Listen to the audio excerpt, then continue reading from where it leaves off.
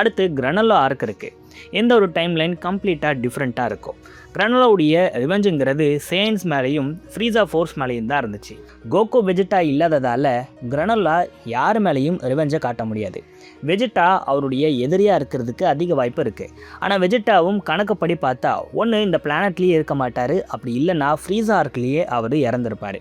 இதனால் கிரனலோவுக்கு யாரை எதிர்த்து சண்டை போடுறதுங்கிறதே தெரிஞ்சிருக்காது.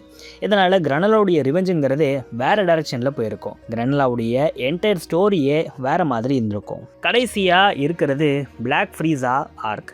இந்த ஒரு ஆர்க்குடைய முக்கியமான கேரக்டர்னா அது நம்மளுடைய ஃப்ரீஸா தான். இவர் கடுமையான ட்ரைனிங்கால் பிளாக் ஃபார்ம் அவேக் பண்ணிட்டு வந்து கோகோவும் வெஜிட்டாவையும் ஒன் ஷாட் பண்ணியிருப்பார்.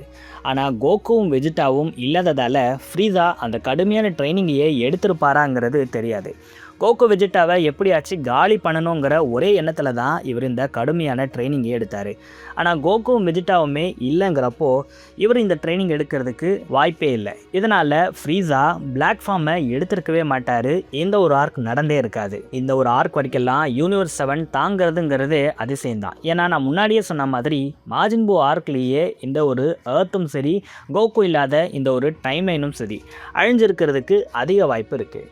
ஸோ கோகுங்கிற இந்த ஒரு கேரக்டர் வெறும் ஒரு மெயின் கேரக்டர் மட்டும் கிடையாது. டிராகன் பால் யூனிவர்ஸுடைய என்டையர் டைம்லைனையே உருவாக்கிய ஒரு கேட்டலிஸ்ட் தான் கோகோ. இதோடைய ஃபுல் வீடியோ கீழே லிங்க்ல இருக்குது, செக் பண்ணி பாருங்கள்.